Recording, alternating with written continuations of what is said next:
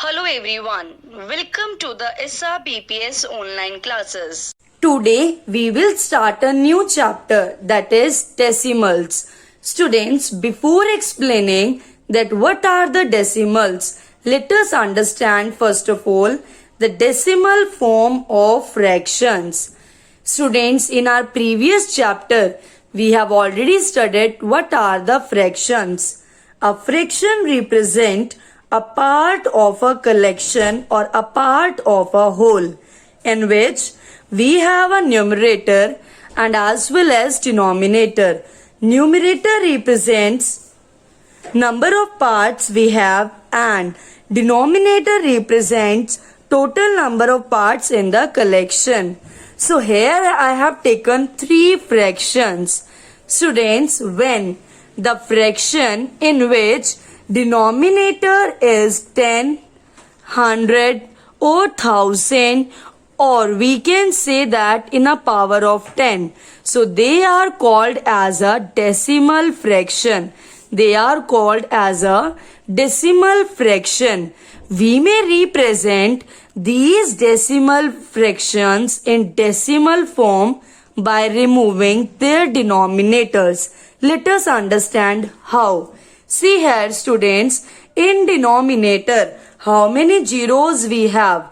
We have only one zero. So after one digit, we will put a point. We will put a point. For example, in denominator, we have 10. So we will count from the right side.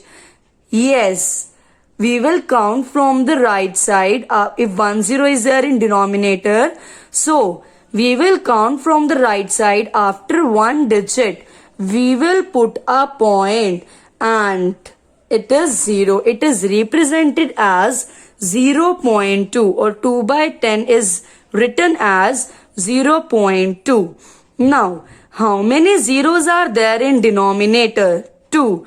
So we will count from the right side in the numerator and after two digits, we will put a point. 1, 2, point. So I can say that 135 by 100 is written as 1.35. In the same way, it will be written as 0.275. Now students, once again I am repeating the fractions in which denominator are 10, 100, 1000 or in the power of 10. They are called as a decimal fraction because they can be represented in the decimal form. Students, these all are my decimal number. So we can say that a decimal number is that number which contains a decimal point, which contains this decimal point. Those numbers who are having these decimal points are called the decimal numbers. Students, always remember that this decimal point is used to separate the whole number part from this decimal part. See here, this decimal point, this is our decimal point which is used to separate our whole number part.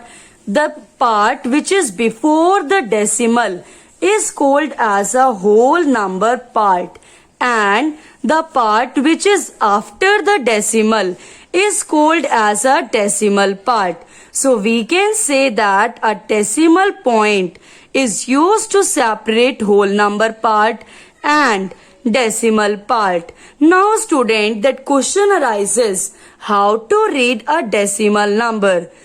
A whole number is written as numeration as we used to read the numbers. In the same way we will read it. 4 we will read it and decimal point is read as point.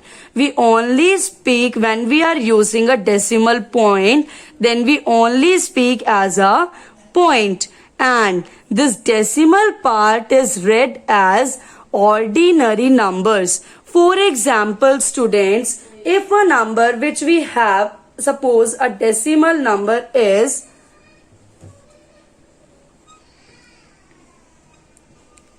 this. So how we will read it? We will read the whole part as a numeration as we read the numbers. How we will speak? 28. This decimal point is spoken as a point. 28 point. And this decimal part we used to speak or read as a ordinary numbers. Means separately we will read it. 6, 4. So how we will read the full decimal number? 28.64. I think so students, now it is clear that how we read a decimal number.